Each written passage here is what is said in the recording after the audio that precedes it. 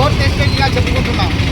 అలాంటి రాజ్యాంగం 19(1) ఆర్టికల్ ద్వారా మనకు లభించిన పత్రికా స్వేచ్ఛకు ముప్పు కలిగే విధంగా ఆంధ్రప్రదేశ్ పోలీసులు సాక్షి కార్యాలయంపై సోదాలు నిర్వహించడం, ఎలాంటి సెర్చ్ వారెంట్ లేకుండా కార్యాలయంలోకి చొచ్చుకొని వచ్చి అక్కడ కేవలం ల్యాప్టాప్లు ఉంటాయి, పత్రికా కార్యాలయం ఉంటే పేపర్లు ఉంటాయి తప్ప ఏదో బాంబులు దాచినట్టు, ఏదో నకిలీ మద్యానికి సంబంధించి దాచినట్టు మీరు భౌతికంగా సెర్చ్ వారెంట్ లేకుండా చేయడం అనేది చట్టవిరుద్ధం.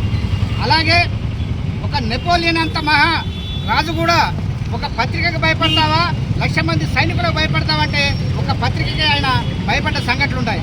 అలాంటి పత్రికా స్వేచ్ఛను హరిస్తూ సంఖ్యలు వేయాలని చూస్తున్న ఆంధ్రప్రదేశ్ ప్రభుత్వం ఆ యొక్క పాలకుల యొక్క తీరుకు అనుగుణంగా పోలీసులు చట్టాలను వారికి అనుకూలంగా మార్చుకొని వ్యక్తిగత దాడులను, భౌతిక దాడులను ఎడిటర్ల మీద, ఎడిటర్ స్థాయి అధికారుల మీద, సిబ్బంది మీద చేయడం అనేది అమానుషం, దుర్మార్గమైన ఖండన.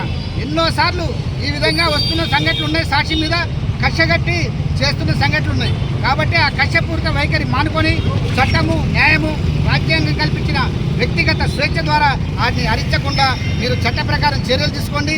భౌతిక దాడులు ఆపాలి. లేని పక్షంలో ఇదే జర్నలిస్టు సంఘాలన్నీ 2 తెలుగు రాష్ట్రాల్లో మరింతగా ఉద్ధృతం చేయక తప్పదు ఉద్యమాన్ని.